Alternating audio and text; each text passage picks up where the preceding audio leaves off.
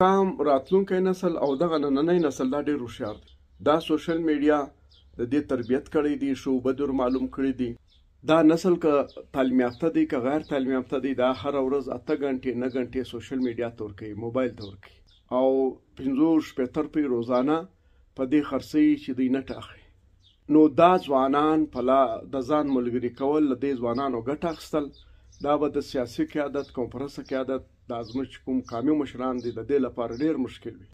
لازمه دا ده چې قامي مشران سره کښېني، خپل ځان بدل کړي، په ځان کې بدلون راولي. کوم منشور چې دی هغه منشور چې دی هغه اپډیټ کړي. قدرمنو دغه موبایل چې زه له تاسو سره خبرې کوم د دې نوم دی S20 الټرا. هر کال نوی ډیزاین راځي او هره میاشت اپډیټیږي، یعنی په میاشت کې 1 وار یا 2 وار اپډیټ سي.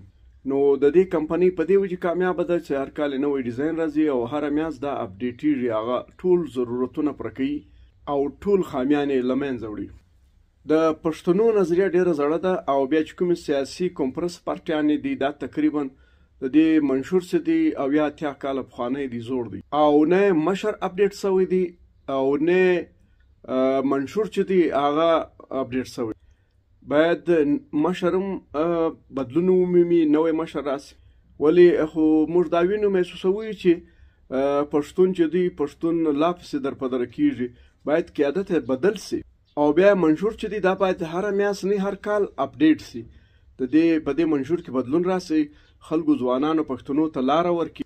نو او ځوانان چې کوم مسلې د مشکلات د ټولنې او د ولس دا نه دي حل شوي. پرون خبر پښتونخوا کې چې کوم انتخابات وسو ټول سټان PTI یوړو. د پښتانه کام چې کوم مشران دي، اساسي پارټیانې دي یا قیادت دی، دا هم اختلاف یو له بل سره لري. د دې اختلاف له وجې نو هر څوک چې ودرېږي هغه کامیابه کېږي.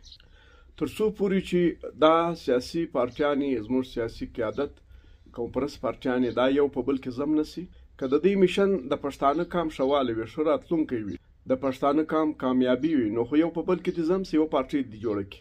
ولې دلته پښتون په یو داسې صورتحال کې دی د پوزیشن ډېر کمزوری دی، تعلیم د دې کمی د پکښې کې، نو پښتون تباه او برباد دی. نو دلته چې دی باید پارټیان یو په بل کې ضم سي چې کله پښتون په پښو ودرېدی، تعلیم یافته سو، نور معاشي صورتحال برابر سو، نو بیا هر سړی په کور خپله پارټي جوړه کړي.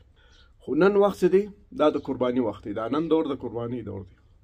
او که چیرې قرباني نه ورکوي نو دلته ستا ډېر قوتونه سته، ډېر خلک سته چې د پښتانه په ووټ باندې به راځي، اقتدار به ترلاسه کوي او بیا به د پښتانه د دې کام په خلاف باندې قانون سازي کوي، آئین سازي به کوي.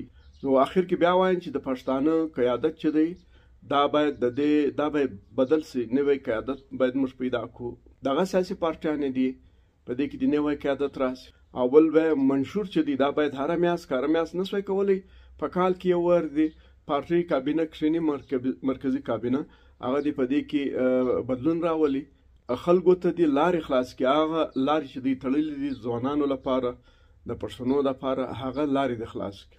او د پښتانه کام سیاسي پارټیانو، سیاسي قیادت، کنفرانس پارټیانو ته، ټولو مشرانو ته دا وایم چې د پښتانه کام کوم نوی نسل چې دی، دا اوس نسل چې دی، راتلونکی نسل چې دی، دا سوشل میډیا ډېر هوښیار کړی دی، ډېر پوه دی.